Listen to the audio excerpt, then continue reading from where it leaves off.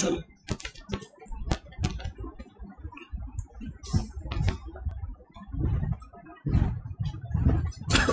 देखिए, जैसे पहले टाइप हम लोग पढ़ने वाले हैं, तो company on the basis of liability. देखिए, 3 प्रकार की कंपनी आती है लाइबिलिटी के आधार पर। पहली होती है company limited by shares. Normally हमारे देश में इसी प्रकार की कंपनियां हैं। सेक्शन 2 सबसेक्शन क्या कहता है? A company when the liability of the members of the company is limited by its, कहाँ लिखी है देखो ना, limited by its memorandum of association to the amount unpaid on the shares held by them is known as memorandum. वहां नाम क्यों लिखा है? क्योंकि मेमोरेंडम में जितने लोग सब्सक्राइब करते हैं उनकी भी लाइबिलिटी लिमिटेड ही होती है। कितने लोग सब्सक्राइब करते हैं मेमोरेंडम में? पब्लिक कंपनी है तो 7 लोग करेंगे, प्राइवेट कंपनी है तो 2 लोग करेंगे, और ओपीसी है तो 1। ठीक है, अब सुनिए, वहां पढ़ने से अच्छा कि हम समझ ले। इसका मतलब कंपनी की लाइफ टाइम में आपसे उतना ही पैसा मांगा जाएगा जितना अनपेड। फॉर एग्जाम्पल, अगर आपने 1000 रुपए की शेयर खरीदे, बराबर है, और आपने 500 रुपए पे कर दी। कैसा होता है, पर कैसे पढ़ते हैं अकाउंट्स में या लॉ में, कैसे पढ़ते हैं? मतलब आपको डीमैट हो गया है, अब तो पूरा पैसा आप बैंक को दे देते हो, बैंक आपका पैसा कंपनी को ट्रांसफर करेगा अगर कंपनी आपको शेयर अलॉट करेगी, है ना। जो भी कर रहा है बैंक कर रहा है डीमैट के थ्रू। आप लोगों को कुछ करने की जरूरत नहीं, आप अगर पूरा पैसा बैंक को ट्रांसफर करते हैं। नॉर्मली आप लोग कैसे पढ़ते हैं बच्चों अकाउंट्स में? एप्लीकेशन मनी होता है पहले, फिर अलॉटमेंट मनी होता है, फिर कॉल्स होते हैं, होता है ना, first call, second call and, यही होता है। बस वही लिखा कि जितने भी कॉल्स और एप्लीकेशन मनी और अलॉटमेंट मनी है, ये कंपनी की लाइफ टाइम में ही आपसे बराबर है, और उतना ही मांगा जाएगा जितने आपके शेयर्स में अनपेड अमाउंट बचा है। तो ये लाइन हमारे लिए बड़ी इंपॉर्टेंट हो गई। The share holder may be called upon to contribute only to the extent amount which remains unpaid on his shareholder। उसकी सेपरेट प्रॉपर्टी यूज नहीं होगी। क्या होगा? नहीं होगी। सेपरेट प्रॉपर्टी कभी भी शेयर होल्डर की यूज नहीं होती है। बराबर है क्या? अरे हाँ के ना यार, ठीक है। और सेम नीचे वाले पैराग्राफ में क्या लिखा है? It may be worthwhile to know that a shareholder is a co-owner of the company. So he is not the co-owner of the company's assets। ये तो हमने मकौरा वाला है ना केस पढ़े थे। ये कंपनी की एसेट्स है और उसमें कंपनी का इंश्योरेबल इंटरेस्ट होगा, शेयर होल्डर का इंश्योरेबल इंटरेस्ट नहीं हो सकता उसमें। क्या लिखा उसमें? The ownership of the assets remain with the company because of its nature of a legal person. The extent of rights and duties of share holder as co-owner is measured by his, जितने share उतनी तुम्हारी औकात है company.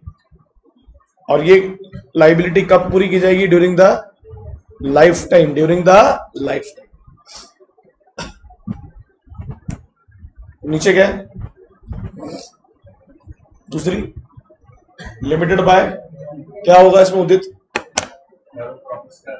कि जितना पैसा अभी पे किया है उतना पैसा, या जो भी प्रॉमिस अमाउंट होगा हम और पे करेंगे अगर कंपनी वाइंड अप, यानी यहाँ लाइबिलिटी कब अराइज होगी? अगर कंपनी वाइंड अप होगी। वाइंड अप नहीं हुई तो लाइबिलिटी अराइज नहीं होगी। ये नॉर्मली कौन सी कंपनी होती है? सेक्शन 8। अब सेक्शन 8 क्या होती है? Not for profit. बराबर है? देखो क्या लिखा है, देखो देखो देखो, to contribute to the assets of the company in the event of wind up. बराबर है कि बच्चों? और ये भी कौन से मेंबर्स की बात कर रहा हूं? क्या जो लोग मेमोरेंडम में सब्सक्राइब कर रहे हैं, मतलब 7, 2 और 1। पब्लिक कंपनी में 7, प्राइवेट में 2 और ओपीसी में 1। एक वर्ड है वहां पर लिखा स्टुबिलेटेड। स्टुबिलेटेड का मतलब होता है गिवन अमाउंट।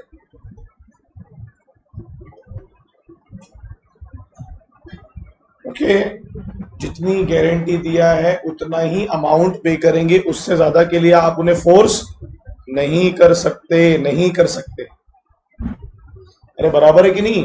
तो कॉमन फीचर क्या लगा दोनों कंपनी में? एक में लाइबिलिटी कवरेज हो रही है लाइफ टाइम में, और दूसरे में लाइबिलिटी कवरेज हो रही है 1। मगर एक और खास बात है, जो लिमिटेड बाय शेयर है उसमें आपको पैसे देने ही है।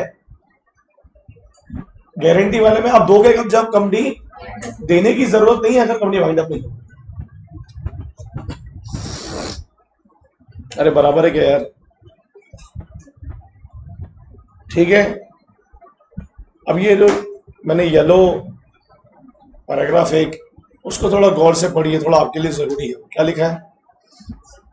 It is clear from the definition of A that it does not raise its initial working capital funds from its, therefore such a company may be useful only where no working capital are and where funds can be held from other sources like gift, मैंने endowment की meaning लिखी है, gift, fees, charges and donation. क्या हुआ? Guarantee company कौन सी बोल रही है? It does not raise its initial working capital from its member, मतलब पूरा पैसा उसने मेंबर से नहीं उठाया है।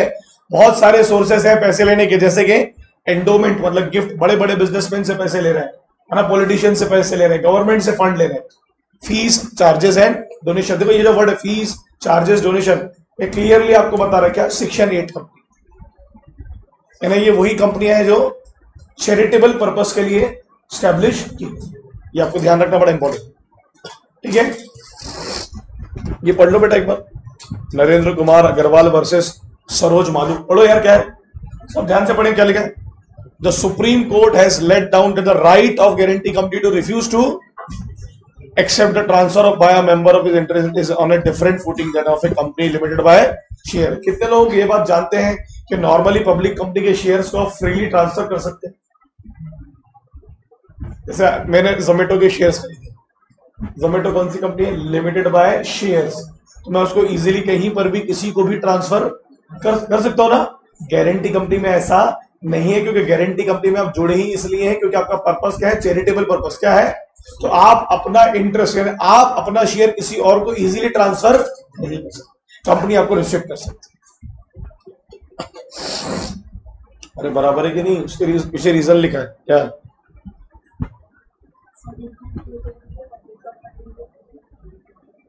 नहीं, मैंने तो शुरू में ही बोला आपको कि इंडिया में all the companies are limited by shares, limited by. और मैं बोलता हूँ क्यों मैं लिमिटेड बाय गारंटी वाली कंपनी में पैसे लगाऊं? 2 लाइबिलिटी हो गई ना, मैंने पहले मैं शुरू में भी पैसे दूं और फिर अगर कंपनी, क्या मतलब? ये तो देखो ना, देखो आप एक बार समझो, there is a difference having a member of the company and having a shareholder of the company. जो 7-2-1 है, 7-2-1 मिनिमम 7 लोग, 2 लोग और 1 लोग, they are the members and they are also the share holders. Right now I am the share holders of the Zomato, not the members, so I have no right to participate in the annual general meeting, I have no right to vote. So अब ये पहले समझना सीखो कि जब हम member word बोल रहे हैं तो मेंबर होते क्या? मेंबर वो होते हैं जो कंपनी से शेयर खरीदे, एक इनिशियल टाइम पर जब जुड़ रहे हैं 7-2-1, और एक जब कंपनी शेयर इशू करी। मैंने जोमेटो से नहीं खरीदा, मैंने जोमेटो से जिसने खरीदा था मैंने उससे खरीदा, so I am just being the share holder, so my liability over ना। मैंने तो जिससे खरीदा उसको पूरे पैसे। तो वो ये बोल रहा है कि गारंटी कंपनी के शेयर होल्डर, मेंबर अपने इंटरेस्ट को ट्रांसफर, क्योंकि आप जुड़े ही किस लिए? बोलो, चैरिटेबल पर्पस के लिए। किसके लिए? तो वो तो धंधा बन जाएगा। अगर हम अलाउ कर दे कल से कि रिलायंस फाउंडेशन के शेयर्स, टाटा ट्रस्ट के शेयर्स को ट्रांसफर करना स्टार्ट करो, एग्जांपल दे रहा हूं आपको समझाने के लिए, धंधा नहीं बन जाएगा? मतलब लोग जुड़ेंगे इसलिए इंटरेस्टेड फाउंडेशन से क्योंकि उनको क्या मिल रहा है? पैसा। तो धंधा नहीं बनाना, ट्रेड नहीं बनाना। कैसा क्वेश्चन ये आया था इस साल? क्वेश्चन इस साल आया है, difference between guarantee company and limited by share for 4 marks. कितने मार्क्स के लिए? 4 मार्क्स। ये कोट करना, एग्जाम्पल कोट करना, एग्जाम्पल कोट करने का है, सुप्रीम कोर्ट का केस है ये कोट करना है अपने को कि भैया गारंटी वाली कंपनी के मेंबर्स को इतना आसान नहीं है अपने इंटरेस्ट को ट्रांसफर करना जब तक कंपनी उनको खुद अलाउ ना करे। क्योंकि वो कंपनियों में मेंबर्स को बहुत सारे क्या मिलते हैं, बोलो, प्रिविलेजेस। क्या मिलते हैं? बेनिफिट्स। यार इससे बड़ा बेनिफिट क्या होगा कि आपकी लाइबिलिटी कवराइज हो रही है जब कंपनी वाइंड अप। इससे बेटर प्रिविलेज कर सकते। आगे क्या है लास्ट, क्या होगा बेटा? ये वाली कंपनियां नहीं होती रहे अपने आप, अपने आगे आप दुनिया में ही बनना बंद हो चुकी है कंपनियां। बोलो ना क्या है, क्या होगा इसमें? पढ़ो, जल्दी पढ़ो यार, come on. The liability of each member extend to the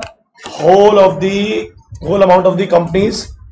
That's when he will be entitled to claim contribution from other members in case the company has share capital. और आर्टिकल में लिखा है कंपनी के the amount of share capital and the amount of each share so long as the company is going concern. What is going concern? अगर company चल रही है तो कोई दिक्कत नहीं है. The liability on shares only liability which can be enforced by the company. What does that mean? Simple है, कंपनी चल रही है, लिमिटेड लाइबिलिटी. जिस दिन कंपनी बंद होगी उस दिन आपकी लाइबिलिटी क्या हो जाएगी? अनलिमिटेड. मतलब हम 3 कंपनियां पढ़ रहे हैं, तीनों में एक ही कंपनी है जिसमें लाइबिलिटी आपकी कब है? जब कंपनी चल रही है. वो कौन सी? Limited by shares. बाकी दोनों में आपकी लाइबिलिटी कब अराइज हो रही है? अनलिमिटेड वाली. बोलो, जब कंपनी बंद हो रही है. गारंटी पे भी क्या बोल रहा है वो? हम बंद होंगे तब तुम देना. यहां पर भी क्या बोल रहा है? गोइंग कंसर्न है. अगर कंपनी चल रही है तो लाइबिलिटी क्या है? लिमिटेड. जब बंद हो जाएंगे तो क्या हो जाएगी? अनलिमिटेड. अब अनलिमिटेड का मतलब आप सबको पता है, शेयर होल्डर की पर्सनल एसेट्स को भी यूज किया जाए. ये ऊपर सेक्शन पढ़िए कितना है, section 2 of the Companies Act 2013. Unlimited company as a company not having any limit on the liability of its. In such a company, the liability of member cease when cease to be a member. What is cease? Liability खत्म जब उसने membership छोड़ दिया. कैसे छोड़ते हैं membership? बोलो, membership कैसे छूटती है? शेयर को ट्रांसफर कर दो ना. आपने शेयर किसी और को बेचा, आपकी लाइबिलिटी खत्म. एक और तरीका होता है लाइबिलिटी खत्म करने का, ट्रांसमिशन, इंसॉल्वेंसी, इंसेनिटी और डेथ. अरे बराबर है कि नहीं? जब ये तीनों कंडीशन आएगी तो क्या बोलते हैं? Transmission of shares. क्या बोलते हैं? और जब आप वॉलंटरीली शेयर को ट्रांसफर करें तो क्या बोलेंगे? Transfer of shares. भैया जो मैथ्स वाले, वैसे तो मेरे को लगता है कि आप लोग इतने मतलब, बट आर्टिकल जो होता है कंपनी का, आर्टिकल में लिखे होते हैं रूल्स एंड रेगुलेशंस. तो जो उसमें लिखा होगा वैसे ही कंपनी को करवाना होगा. मेमोरेंडम में लिखे होते हैं कंपनी के ऑब्जेक्टिव्स, कंपनी के नाम, कंपनी का काम, कंपनी की लाइबिलिटी. तो मेमोरेंडम प्राइमरी डॉक्यूमेंट होता है. जैसा कंपनी का काम होगा वैसे ही कंपनी को बनाने में अपने रूल्स एंड, और आर्टिकल सबऑर्डिनेट डॉक्यूमेंट होता है. सबऑर्डिनेट का मतलब क्या होता है? मेमोरेंडम के हिसाब से बनाया जाएगा. तो जैसा कंपनी का नाम होगा और काम होगा वैसे ही कंपनी को रूल्स एंड रेगुलेशंस भी. ठीक है, जब सुन रहे हो क्या? तो what we can say, memorandum is a primary document because it contains name, object, liability, है ना, रजिस्ट्रेशन क्लॉज, कंपनी का हेड ऑफिस कहां होगा वो तक लिखा होता है उसमें. और आर्टिकल में क्या लिखे होते हैं? Rules and regulations. तो आर्टिकल बनेगा मेमोरेंडम के हिसाब से, उसके बाद बनेगा और उसके हिसाब से.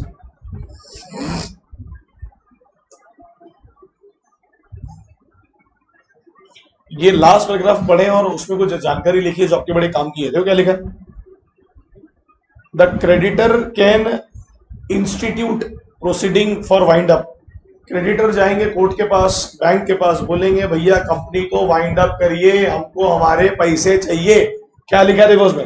और आपको मैं बताया था कंपनी जब वाइंड अप होती है तो कंपनी को वाइंड अप करने का एक तरीका होता है. उस तरीके को हम बोलते हैं लिक्विडेशन. मतलब कंपनी के एसेट्स को लिक्विड किया जाएगा, मतलब कैश में कन्वर्ट. और उसको एक बंदा ही करता है. वो बंदा प्रोफेशनल होता है जिसको बैंक अपॉइंट करता है. उसका नाम लिखा है वहां पर ऑफिशियल लिक्विडेटर. क्या लिखा है? ऑफिशियल. बराबर है क्या बच्चों? क्या लिखा उसमें? एक वर्ड लिखा है ऑफिशियल लिक्विडेटर में all the members for their which can be. वहां वर्ड है में का मतलब क्या हुआ? ऐसा कर सकता है. करेगा ही नहीं, कर सकता. अगर पैसे कम पड़े तो मांगना, मगर जरूरी. ये मे वर्ड को ध्यान रखो.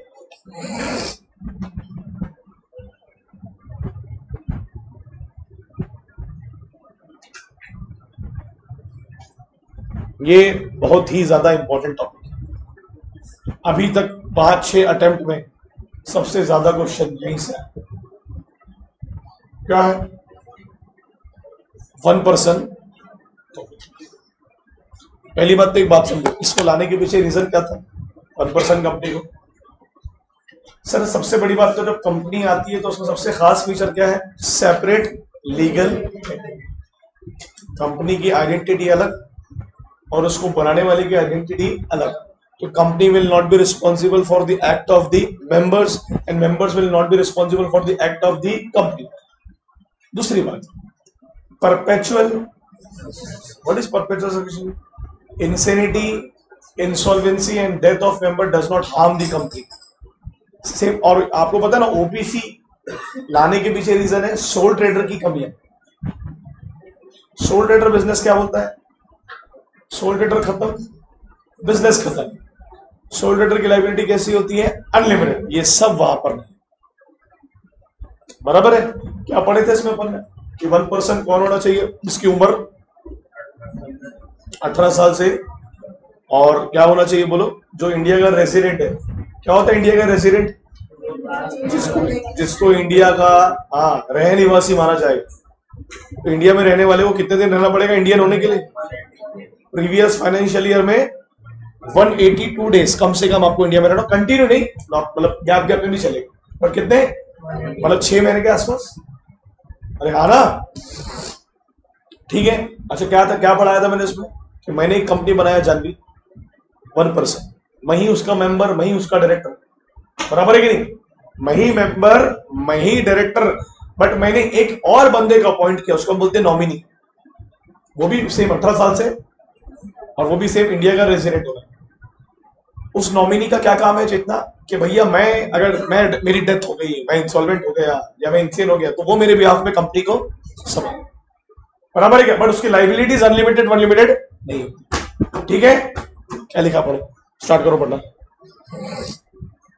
पढ़ो, सेक्शन पढ़ो। कौन सा सेक्शन है? 2 सबसेक्शन पढ़ो। 1% company as a company which has only 1% as a, अरे जोर के पढ़ो, एनर्जी लॉ थोड़ी सी। OPC differ from sole proprietor concern is an affected OPC as a separate legal entity with a limited liability, where in case of sole trader the liability of owner is not restricted. कभी कभी उसकी liability क्या हो जाती है? Unlimited, बराबर है कि नहीं? तो अगर आपसे पूछा एग्जाम में कि कौन से बिजनेस की कमियों को ओवरकम करने के लिए ओपीसी को लाया गया, तो आपका आंसर क्या होगा? Sole proprietor. ओके बच्चों,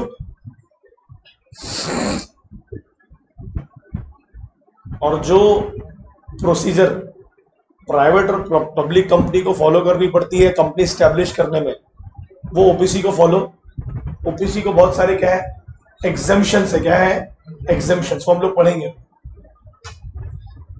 पढ़ो फैजान, पढ़ो क्या लिखा है। According to section 3 OPC is a private company है, पब्लिक नहीं है। Private limited company with as में भी प्रिस्क्राइब एंड हैज एटलीस्ट, तो वो जिनने बनाया वही मेंबर। अच्छा वहां एक वर्ड लिखा पेड अप शेयर, और ये नहीं बोल रहा कितना होगा, बोल रहा प्रिस्क्राइब। अब कंपनी से प्रिस्क्राइब करेगा, कितना करेगा नहीं पता, या फिर आप एक काम करना, अपने आर्टिकल में लिख देना कितना। तो देखो पेड अप का मैंने मतलब लिखा, क्या लिखा है? पेड अप मतलब जो पैसा आपके पास आ चुका है, the amount which you have received as share capital, that is paid up. बरोबर है क्या बच्चों? समझ रहे हैं क्या? पेड अप मतलब जो पैसा आ चुका है मेरे पास।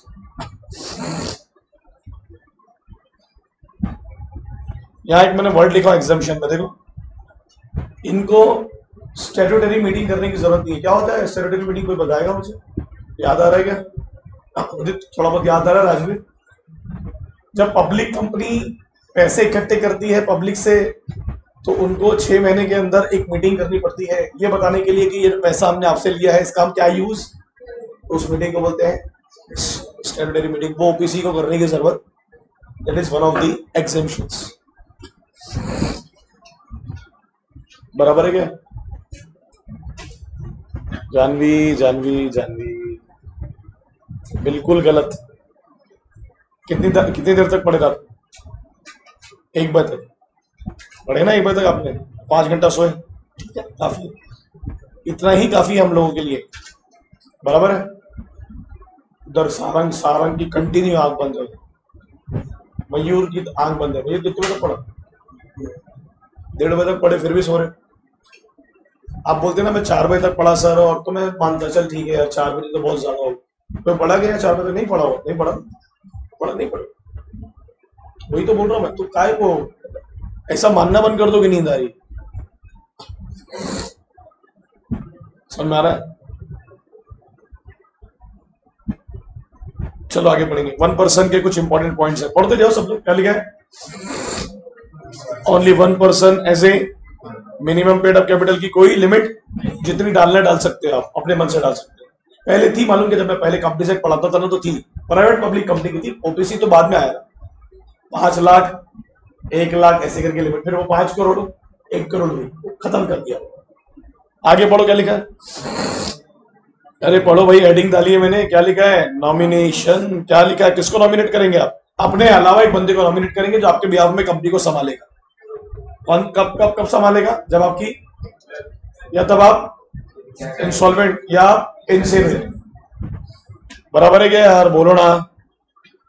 जिस व्यक्ति का आपने नाम लिया है नॉमिनी के तौर पर, उससे आप बिना पूछे नहीं उसकी रिटर्न कंसेंट लेंगे आप कि भैया तुम मेरी कंपनी का नॉमिनी बनना चाहते हो या? क्यों मालूम है सर? नीतीश ऐसा क्यों मालूम क्या? इसलिए रिटर्न में कंसेंट लेंगे क्योंकि उसको उस वक्त पर जब हमारे यहाँ नॉमिनी है, किसी और ओपीसी को नॉमिनी नहीं बन सकता, इसलिए ये रीजन उसके कि भाई तू मेरे यहाँ पर नॉमिनी है तो किसी और ओपीसी में तू नॉमिनी अपॉइंट नहीं हो सकता। ये रीजन उसका। ये पॉइंट पढ़िए, ये जो येलो पॉइंट है उसके नीचे दोनों पॉइंट लिखा है, इसको जोर के पढ़िए सब। क्या लिखा है? अरे पढ़ो, थोड़ी आवाज आनी चाहिए। Dadar whose name is given in the shall be given is prior written consent in and the same, और उसकी कंसेंट को हम किसके पास फाइल करने वाले हैं? अब आरओसी कहाँ होता है? जहां कंपनी रजिस्टर्ड होती है। नॉर्मली आरओसी कहाँ होता है? किसी भी स्टेट के कैपिटल। एक स्टेट में 2 आरओसी भी होते हैं, महाराष्ट्र में 2 हैं। बड़ी बड़ी स्टेट है, बहुत ज्यादा कंपनियां हैं, बराबर है? ठीक है, अरे बराबर है क्या बच्चों? Such other person may be given the right to withdraw his, what is withdraw his consent? नहीं, आप ऐसा नहीं बोल सकते कि मेरा मन नहीं है। वहां लिखा हूं मैंने, देखो पास, बाय गिविंग वैलिड रीजंस। आप कारण बताइए, आप क्यों छोड़ना चाह रहे हैं मेरी कंपनी को, कारण बता, और वो कारण वैलिड होना, मन नहीं हो रहा, अच्छा नहीं लग रहा, ऐसा नहीं हो सकता रीजन। अब ये फैजान पढ़ो, बड़ा इंपॉर्टेंट है ये पॉइंट, बच्चों को कंफ्यूज करता है। क्या लिखा? हेडिंग क्या लिखी? Change of nomination. इसी से पढ़ना बहुत आसान जाएगा आपको, ये नोट से ही पढ़ना, ये वाले बहुत आसान जाएगा आपको समझने में कि क्या लिखा। क्या लिखा पढ़ो।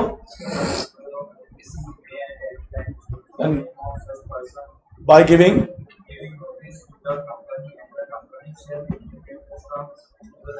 Same same. अब देख कितनी अच्छी लाइन लिखी है।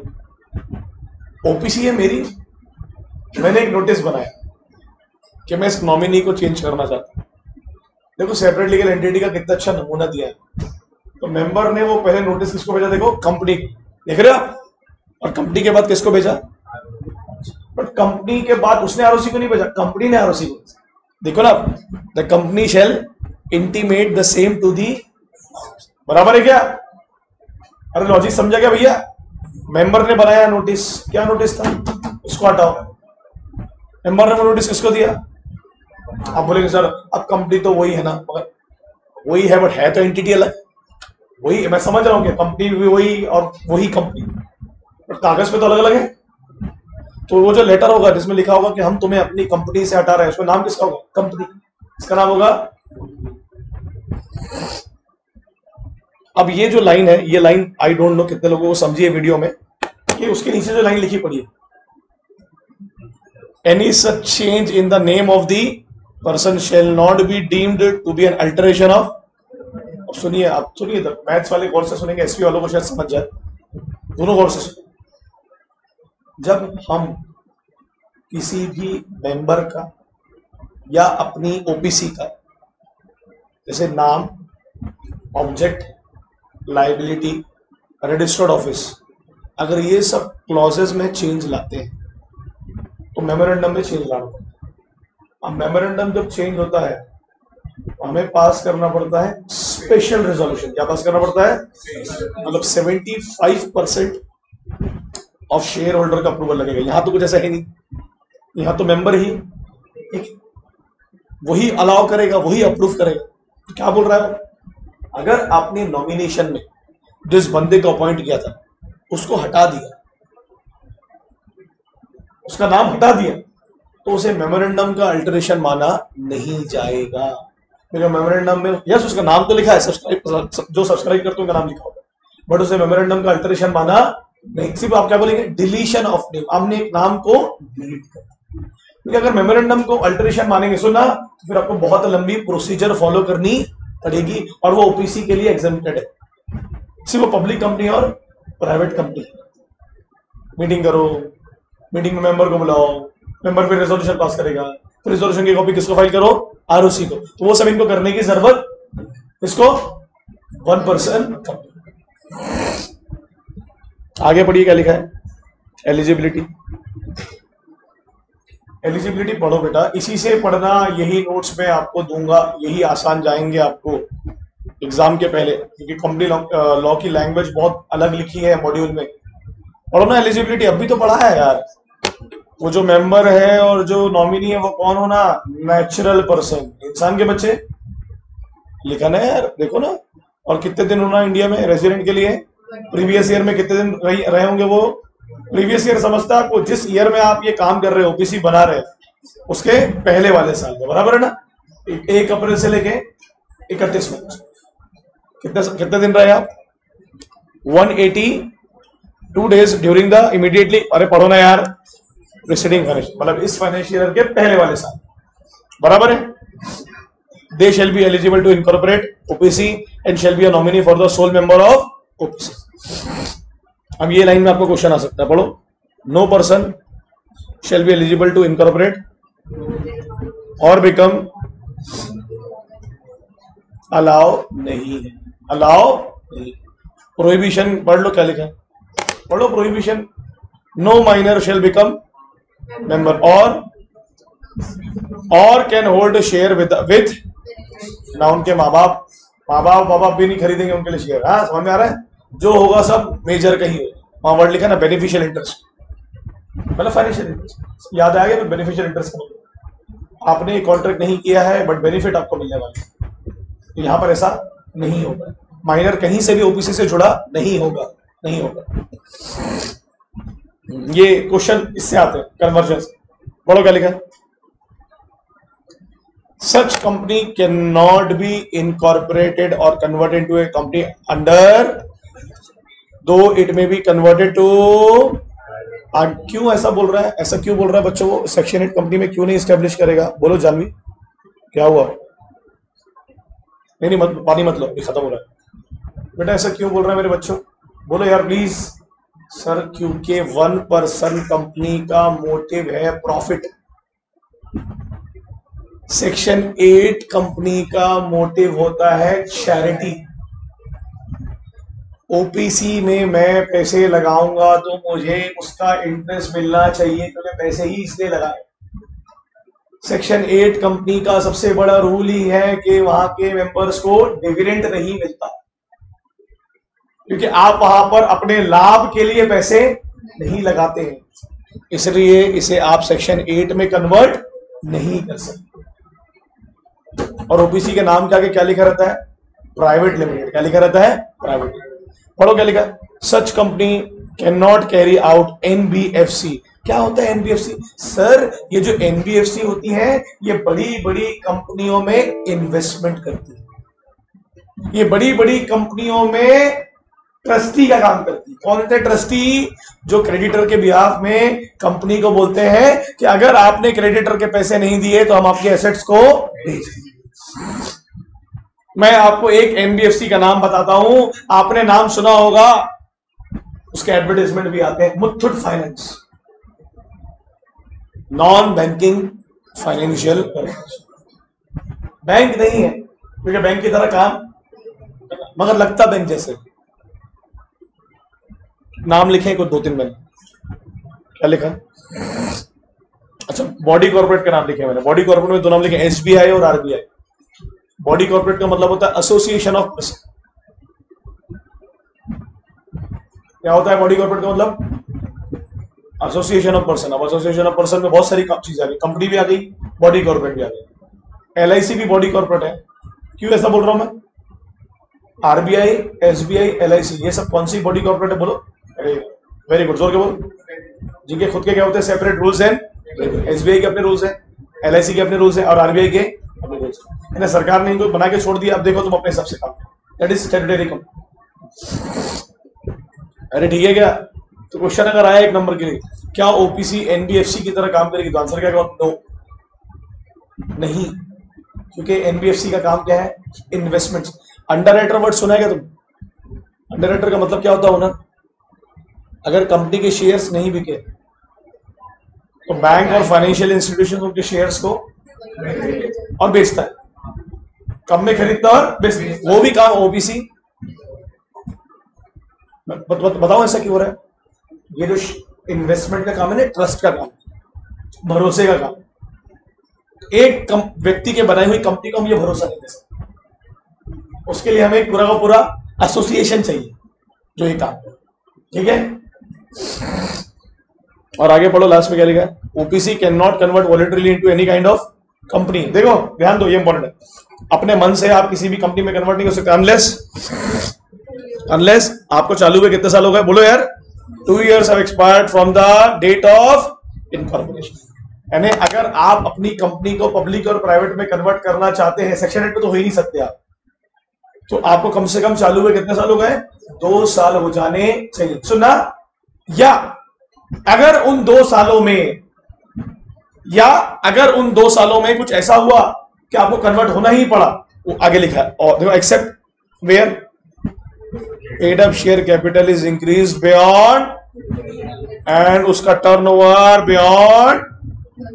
अगर उन 2 सालों में कंपनी ने इन 2 लिमिट में से किसी एक लिमिट को एक्सीड कर दिया, तो फिर आपको ऑटोमेटिकली पब्लिक और प्राइवेट में कन्वर्ट कर दिया।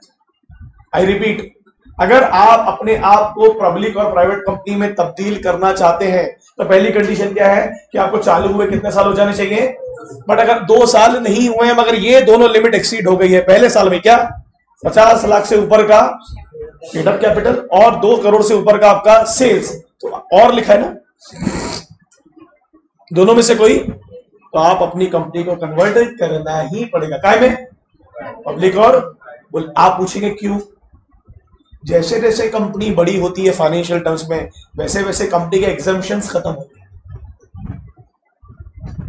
तो कंपनी बड़ी हो रही है ना, पैसा ज्यादा लग रहा है, तो क्या बोलेगा लॉ? क्या बोलेगा? भैया चलो तुम भी कुछ रूल्स एंड रेगुलेशंस को फॉलो, उसके लिए तुमको कन्वर्ट होना पड़ेगा। काय में? पब्लिक कंपनी और। भूलना मत, बहुत इंपॉर्टेंट। और वर्ड लिखा है, what is the meaning of और? दोनों में से अगर कोई एक लिमिट भी एक्सीड हो गई तो आप कन्वर्ट हो जाओगे। काय में? पब्लिक कंपनी या प्राइवेट। बराबर है? पनिशमेंट पढ़ लो क्या लिखा है, इसी से पढ़ेंगे, हेडिंग के साथ ही पढ़ेंगे। ओके, ये इनके पास नोट्स है, इसमें आखिर के 2-3 पेज नहीं है, अगर आप ले लेंगे जाके, मतलब ये दिख रहा नहीं है, आप बाउल से ले लेंगे, आप इसी से पढ़ना। मैंने आपको जो कॉन्ट्रैक्ट के भी नोट्स दिए हैं वही आपको बहुत काम आ रहे हैं काम, और सेम कंपनी सेट भी आप इसी से पढ़ना। बहुत दिक्कत जाएगी। आप अभी तो फिलहाल टाइप्स ऑफ कंपनी तो ठीक ठाक लगेगा, जब आप इसमें से डॉक्ट्रिन्स पढ़ेंगे या मेमोरेंडम आर्टिकल पढ़ेंगे, आपको सर के ऊपर से निकल जाएगा। बराबर है? क्या लिखा? पनिशमेंट पढ़ो। इफ 1 पर्सन कंपनी और एनी, कौन होता है बेटा ऑफिसर? कंपनी में ऑफिसर कौन होते हैं बच्चों? कमॉन यार। सर, कंपनी चलाने के लिए हमें कुछ ऐसे लोगों की जरूरत होती है जो उस काम में माहिर हो, जैसे कि सीएस, चार्टर्ड अकाउंटेंट कंपनी चलाने के लिए काम नहीं आता है। चार्टर्ड अकाउंटेंट आपके बैलेंस शीट्स, फाइनेंशियल स्टेटमेंट के लिए काम आता है। बट हाँ, आप और लीगल ऑफिसर, एडवोकेट्स, मैनेजर, तो जो भी आपके ऑफिसर थे जिनके ऊपर जिम्मेदारी थी ओपीसी को चलाने की, क्या लिखा देखो ना, अगर वो ओपीसी के अंदर बनाए हुए रूल्स एंड रेगुलेशंस को फॉलो, क्या हो गया? 2 साल हो गए, और 2 साल के पहले ही आपका टर्नओवर 2 करोड़ के ऊपर जा चुका था, और आपका पेड अप कैपिटल भी 50 लाख के ऊपर जा चुका। मैं बोल रहा हूं दोनों जा चुके थे। रूल क्या बोल रहा है? आपको अपने आप को कन्वर्ट करना पड़ेगा। फिर भी आपने अपने आप को कन्वर्ट नहीं किया, तो किसने नहीं किया? कंपनी ने नहीं किया और ऑफिसर ने नहीं किया। सुनो ना, अब कंपनी को तो आप जेल नहीं भेज सकते। कंपनी कौन सा पर्सन है? आर्टिफिशियल। तो कंपनी को लगेगी सिविल लाइबिलिटी मतलब फाइन, और ऑफिसर को क्या लगेगी? सिविल लाइबिलिटी भी और क्रिमिनल लाइबिलिटी, मतलब फाइन भी होगा और इम्प्रिजनमेंट भी होगा, जेल। बट यहां पर जेल नहीं है। कितना लिखा है? मात्र फाइन। अरे बाप रे, कितना है? एक्सटेंड टू 10,000 है बेटा, विद फर्दर फाइन विच में एक्सटेंड टू, जितने दिन डिले करोगे उतने दिन 1,000 रुपए का फाइन ऐड होते जाएगा। ठीक है, देखो मैंने बनाया भी था, ये डायग्राम आप बना लेंगे।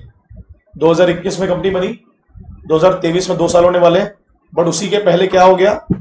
50 लाख के ऊपर का पेडअप कैपिटल चले गया। देखो ग्रेटर देन का साइन है, या 2 करोड़ के ऊपर का, बोलो यार टर्नओवर, तो कन्वर्ट करना पड़ेगा उसको में पब्लिक कंपनी या प्राइवेट। और ये सब मैं क्या बोल रहा हूं? With in 2 year. क्या बोल रहा हूं? With in 2 year.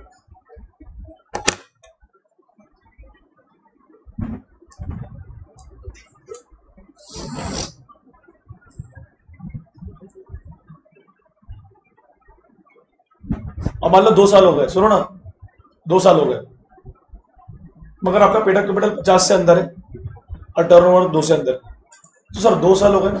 आपने अभी तो बोले पहली कंडीशन क्या है? 2 साल हो गए, कर लेना कर।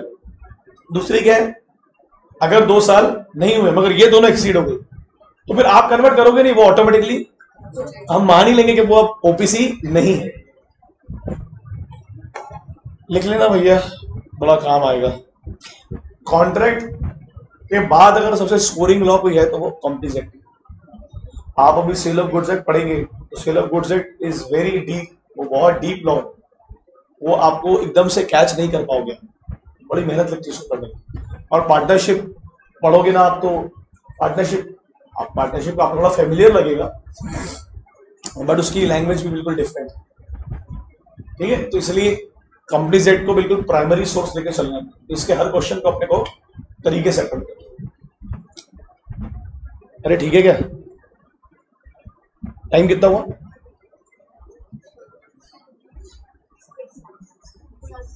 सात। चलो, प्राइवेट कंपनी सेक्शन देखो, याद कर लो सेक्शन क्या लिखा है। और पब्लिक कंपनी का 271 है, ऐसा क्यों? और ओबीसी का 260 कितना था? ऐसा क्यों? ये 62, 68 और 71 क्यों? कुछ बताया था मैंने आपको। सेक्शन डिसाइड होते हैं या तो अल्फाबेटिकली ऑर्डर में, या कौन सी कंपनी पहले बनी। यहां कैसे डिसाइड हुआ?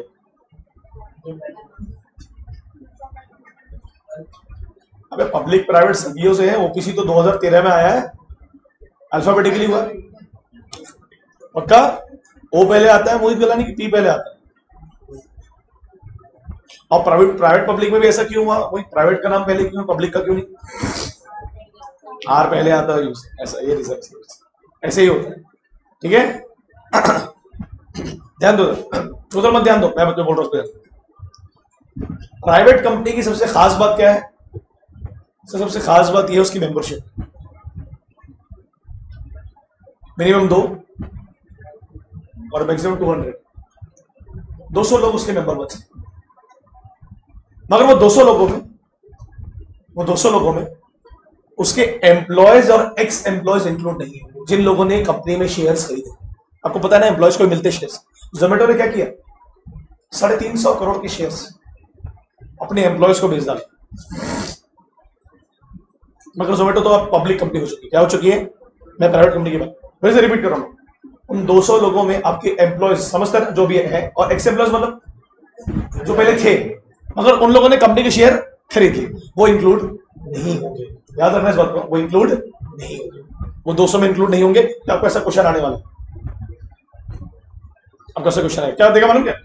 195 कंपनी के मेंबर है, बोलेगा टोटल मेंबरशिप निकालो, एक्सीड हो रही है। 10 एम्प्लॉयज को दिए तो कितने हो गए? तो टोटल कितने हो गए? 195 ही है। अभी तो बोला उनको हम इंक्लूड नहीं करेंगे, वही तो बता रहा हूं, उनको हम मेंबर्स में इंक्लूड, ये 200 वाले मेंबर्स में इंक्लूड। मालूम क्वेश्चन कैसा आएगा? कंपनी के 195 मेंबर्स, उसके बाद क्या बोल रहा है? और 10 शेयर किसको दे दिया आपने? और 10 मेंबर किसको बना लिया आपने? एम्प्लॉयज को। और 5 शेयर आपने दिया 10 लोग, वो 10 लोगों ने मिलकर खरीदा, मतलब दो दो करके। अब जब 2 लोग मिलकर शेयर खरीदते तो उन्हें एक ही मेंबर माना जाता है, जॉइंट होल्डर्स को एक ही मेंबर माना जाता है। 10 लोगों ने मिलकर शेयर खरीदे जोड़ियों में, कितनी जोड़ी बनी, तो कितने शेयर, कितने कितने मेंबर माने जाएंगे, 5। ध्यान रखिए, 2 लोग और 2 से ज्यादा लोग मिलकर अगर शेयर खरीदेंगे तो उन्हें एक ही मेंबर। तो इसका मतलब ये नहीं कि 2 लोगों ने शेयर खरीदे और वो दोनों मीटिंग में चले गए तो 2 वोट काउंट होंगे। वोट कितना काउंट होगा, ये लाइन पढ़ लो, ये जो लिखा है ना, जोर से पढ़ना। प्रोवाइडेड से चालू करो, प्रोवाइडेड से पढ़ो, अरे पढ़ो यार। Provided that they shall for the purpose of this clause treated as single member, उन्हें सिंगल मेंबर ही माना। आगे पढ़ो भाई, रुको मत। Provided further that a person who are in the, जो भी है नौकरी कर रहा है कंपनी में, और हु हैव बीन फॉर्मरली, जो पहले नौकरी कर रहा था। अरे पढ़ो यार। while that in employment have continued to be the members after the employment, वो अभी भी मेंबर हैं मगर अब वो कंपनी के एम्प्लॉय नहीं है ना। क्या लिखा उसमें, अगर आगे तो पढ़ो, shall not be included in the number of। जोड़ियों को कितना काउंट करोगे, मान लो मैंने और फैजान ने मिलकर शेयर खरीदे और फैजान का नाम पहले लिखा है रजिस्टर, मेरा नाम बाद में लिखा है, तो शेयर सर्टिफिकेट फैजान के पास आएगा, बिल्कुल। बट मैं तेरे से छीन, ऐसा ही होता है, जिसका नाम पहले लिखा होता है उसी के नाम पर शेयर सर्टिफिकेट भेजा, ठीक है, बरोबर। क्या क्या नहीं कर सकती प्राइवेट कंपनी, सर जी प्राइवेट कंपनी प्रोस्पेक्टस इश्यू नहीं कर सकती। अभी जोमेटो पहले प्राइवेट था ना, कहां किया प्रोस्पेक्टस इश्यू, तो क्या लोगों ने जोमेटो में पैसा नहीं लगाया, लगाया हो नहीं सर, ये 200 रुपए लगाओ। प्रोस्पेक्टस कौन इश्यू करता है, पब्लिक कंपनी। कौन इश्यू करता है, प्रोस्पेक्टस क्या है, इन्विटेशन आम जनता के लिए, आओ और हमारे यहाँ हजारों करोड़ों लगाओ। याद है क्या, समझ में आ रहा है। प्राइवेट कंपनी के शेयर्स इजीली ट्रांसफरेबल नहीं, उनके आर्टिकल ने बोला है, वैसे ही 200 और 200 के बाद बहुत सारा मेंबरशिप है, बहुत सारा पैसा लगाया, तो मैं इतना इजीली तुमको किसी को भी पैसा ट्रांसफर करने नहीं दूंगा, तो रिस्ट्रिक्शंस। अब ये पढ़ लो क्या लिखा, पढ़ो क्या लिखा, right to transfer share is prohibition और invitation to subscribe to allow नहीं है। और स्मॉल कंपनी से पढ़ेंगे, पर स्मॉल कंपनी क्या, तो लास्ट में लिखा है OPC can be formed only as a, but it can be converted into public or private. Formed as a, एक ही बंदे ने चालू किया ना, तो प्राइवेट ही कहेंगे ना।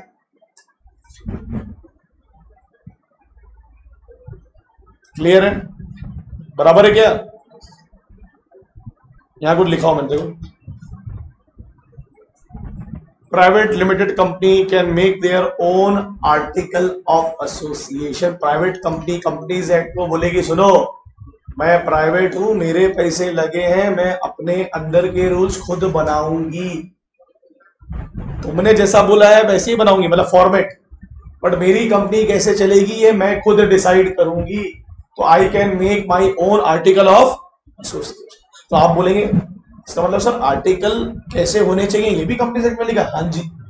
कौन सी कंपनी के लिए, पब्लिक कंपनी। कौन सी कंपनी के लिए, आगे क्या लिखा है, प्राइवेट कंपनी में मिनिमम कितने डायरेक्टर्स चाहिए, और मैक्सिमम 15 या उससे ज्यादा भी हो सकते हैं, अच्छा मिनिमम 2।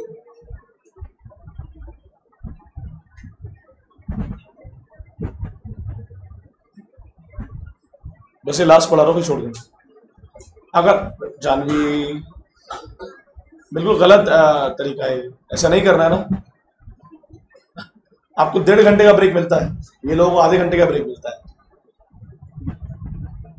बिल्कुल अपोजिट है पब्लिक और प्राइवेट।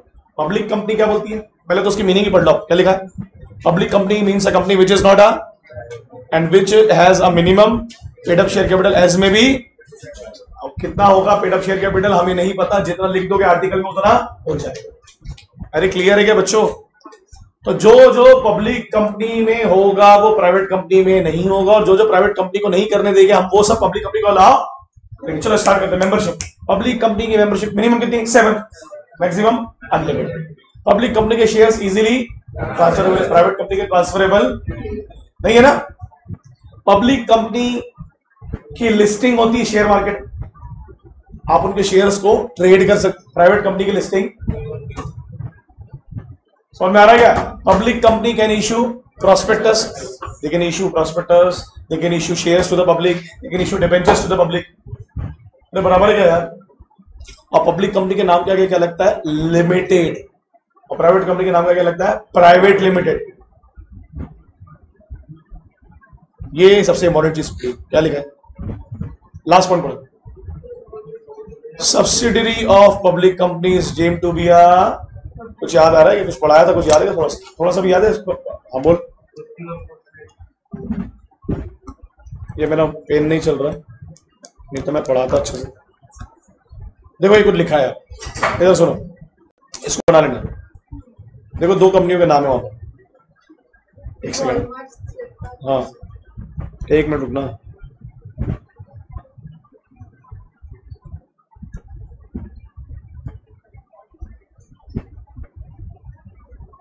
क्या हो गया? दिक्कत हो गई यार कुछ। ठीक है जान दो। एक होल्डिंग कंपनी वहां लिखा ए, उसको आगे लिखा मैंने पब्लिक कंपनी। उसने एक बी को अपनी सब्सिडरी बनाया है। देखो बी में मैंने आगे क्या लिखा हूं? प्राइवेट। सब्सिडरी का मतलब क्या होता है? जब आप दूसरी कंपनी पर कम से कम 50% से ज्यादा का शेयर कैपिटल होल्ड करते हैं, या उस कंपनी में डायरेक्टर अपॉइंट करने की मेजोरिटी आपके पास। दो चीजों की रिपीट कर रहा हूं, या तो उस कंपनी पर आप कितने शेयर होल्ड कर रहे हैं 50% से, या आपके पास में पावर है उनके कंपनी के डायरेक्टर को अपॉइंट करने का। What does that mean? इसका मतलब प्राइवेट कंपनी में जो डायरेक्टर होंगे, जैसे फॉर एग्जांपल 7 है तो 4 होंगे होल्डिंग के और 3 होंगे प्राइवेट के। अब 4 है मतलब क्या हुआ? चलनी उन्हीं की, चलनी उन्हीं की। सही है क्या? बराबर है क्या? तो फ्लिपकार्ट, मिंत्रा, जबोंग और वॉलमार्ट का एग्जांपल मैंने आपको दिया था। फ्लिपकार्ट होल्डिंग है, मिंत्रा उसकी सब्सिडरी है, मिंत्रा की सब्सिडरी जबोंग है। अल्टीमेटली मिंत्रा और जबोंग किसकी सब्सिडरी हुई? फ्लिपकार्ट की। अब फ्लिपकार्ट किसकी सब्सिडरी हो गई है? वॉलमार्ट की। तो फ्लिपकार्ट, मिंत्रा और जबोंग किसकी सब्सिडरी हो जाएगी? Automatically Walmart.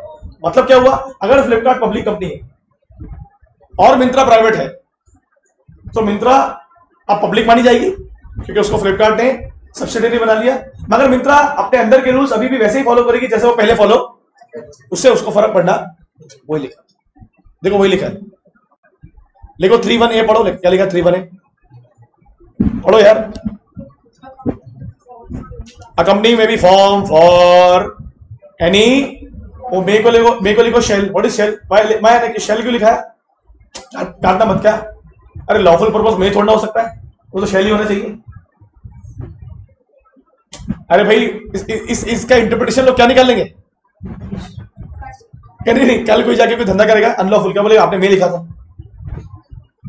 तो यहां मे को हम क्या मानेंगे? शेल। शेल मतलब लॉफुल ही होना चाहिए। By 7 or more person where the company to be formed is to be a public। अरे क्लियर है क्या यार? अरे क्लियर है क्या? क्या लिखा मैंने? Subsidiary of public company is known to be a public company but they can follow their own article of। अरे अंदर के रूल्स हमको क्या लेना देना? क्या हमको क्या लेना था? वो तो आप वही फॉलो करो जो पहले फॉलो कर रहे थे। आप सिर्फ अब हमारे हिसाब से चलोगे क्योंकि डायरेक्टर भी हम ही अपॉइंट करेंगे, आपके डिसीजन भी हम ही लेंगे।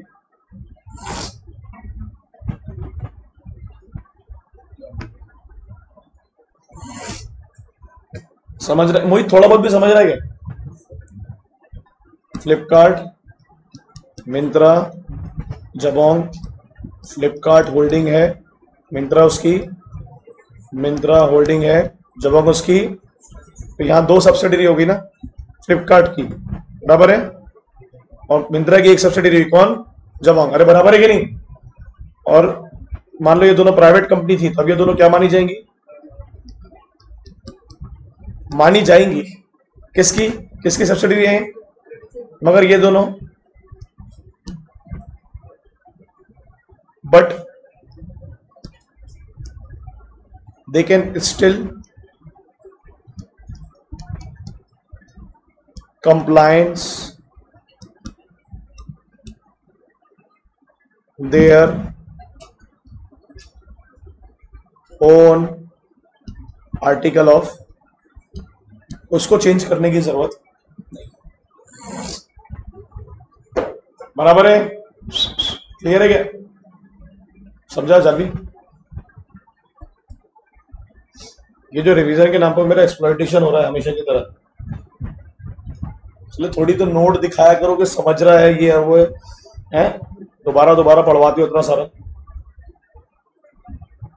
ये पढ़ो क्वेश्चन, ये पढ़ो क्वेश्चन क्या लिखा है, पढ़ो। एबीसी लिमिटेड वॉज ए, और कितने मेंबर्स है उसके? Their details are as follows. क्या क्या लिखा है? कितने बोलो ना यार। डायरेक्टर उनके रिलेटिव कितने? 190। एम्प्लॉय कितने? सर ये तो नहीं आएंगे। फिर एक्स एम्प्लॉय कितने? अच्छा एम्प्लॉय एक्स एम्प्लॉय मिला के ना? नहीं, अच्छा 20 है। अच्छा उनको तब शेयर अलॉट किए गए थे जब वो एम्प्लॉय थे। फिर आगे अदर्स कितने? 20 including joint holder. Joint holder और jointly in the name of father and son. Okay ठीक है, वो भी 20 है। उनको हम 10 मानेंगे ना? अरे बाप 20 लोग हैं तो बोला 10 लोग मानेंगे उसको। अब देखो क्या लिखा नीचे, the BOD of the company propose to convert into, कैसे लिखो मैंने आंसर देखो क्या लिखा है। In the given case ABC limited was having the BOD of said company propose to convert into in line with section 2 section 68 of private company by its article limit the number of its member to, actually यही line लिखनी पड़ेगी ना मुझे, तभी तो पता चलेगा 200 कौन है। provided that where 2 or more member, अब देखो मैंने क्या लिखा, ये वाला प्रोविजन लिख दिया, अगर जॉइंटली होंगे तो उन्हें एक ही माना जाएगा। अरे क्लियर है कि नहीं? और जो कंपनी के एम्प्लॉयमेंट में थे और कंपनी के एक्स एम्प्लॉयमेंट में थे उन्हें हम 200 में इंक्लूड, कितने मेंबर होंगे देखो यहाँ लिखा है, पढ़ो क्या लिखा है। As per the fact, ABC Limited has members creating, कितने डायरेक्टर और रिलेटिव कितने? 195। अरे बराबर है कि नहीं बराबर है? तो हम किस किस को जोड़ेंगे और किस किस को नहीं जोड़ेंगे आपको देखना है। In line with the requirement for being a private company, following shall be restricted to be as a member. Director or their relative and joint holder are member. Clear? वही माने जाएंगे ना? अरे वही माने जाएंगे कि नहीं? बाकी एम्प्लॉयर एक्स एम्प्लॉय इंक्लूड नहीं होंगे। अरे समझ रहा है क्या हुनर भाई क्या हो गया आपको? हुनर भाई कितने हैं डायरेक्टर और रिलेटिव, कितने जॉइंट होल्डर हैं, कितना माना जाएगा? तो 190 प्लस 10 कितना हो गया? और इन्हें तो हम कंसिडर करेंगे ही नहीं। इन्हें मतलब किसकी बात कर रहा हूं मैं, बोलो यार। एम्प्लॉयज और, ऐसे लिखते हैं आंसर और ऐसा आपको बनाना है। कंक्लूजन में क्या लिखा है? Accordingly ABC limited when converted to private company shall not be required to reduce the, क्योंकि वो ऑलरेडी रिड्यूस माने गए हैं। वो रिड्यूस थे कि ज्यादा थे कि कम थे? नहीं ज्यादा थे नहीं ना, वो पब्लिक कंपनी थी इसलिए 245 मेंबर्स थे। अगर प्राइवेट की नजर से देखे तो नहीं थे ना, वो तो 200 में सम अप हो गए। वो तो पब्लिक कंपनी थी तो हम लोग ने माना ना कितने हैं। प्राइवेट की नजर से देखे तो 200 ही माने जाएंगे, क्योंकि हमने प्राइवेट जैसे ही बोला उसमें से बहुत सारे लोगों को एक्सक्लूड करना स्टार्ट कर। क्लियर है? ऐसे ही आते हैं क्वेश्चन। अरे बच्चों हाँ के ना यार, ये पढ़ लो question. Mister Anil form the, कब खोला? For manufacturing electronic cars, the turnover of the company for the financial year कितना? अरे सर अभी तो बढ़े आपने, अभी तो बढ़ा है। अगर चालू होने के 2 साल के अंदर आपका टर्नओवर 2 करोड़ के, तो आपको पब्लिक या प्राइवेट में कन्वर्ट करना ही पड़ेगा। His friend Sunil wanted to invest in the OPC, so they decided convert into private company. अब क्या बोल रहा है, क्या अनिल कर सकता है? तो नॉर्मली क्या लिखोगे? नहीं, अनिल नहीं कर सकता अगर कंपनी को चालू किए हुए। मगर यहां एक एक्सेप्शन है, अगर चालू किए हुए 2 साल नहीं भी हुए मगर आपका पेड अप कैपिटल 50 लाख के और टर्नओवर 2 करोड़ के, तो आप ऑटोमेटिकली कन्वर्ट हो जाएंगे। वही लिखा, क्या लिखा पढ़ो। अरे पढ़ो यार, क्वेश्चन सोल्व कराना काम का है। देखो यहां से पढ़ो, ये काम इवन दो, एक ही साल तो हुआ है। सिंस इट्स एवरेज कितना हो गया? हो गया ना 2.5। So Mister Anil can convert the even with in 2 years of its income. Clear है? ऐसे ही क्वेश्चन आते हैं। हाँ जी, शॉर्ट एंड स्वीट। कंपनी से के आंसर ऐसे होने चाहिए, अपने मन से क्यों डालेंगे इसमें? क्लियर? अपन ने ये बढ़िया पोर्शन खत्म किया आज, जबरदस्त।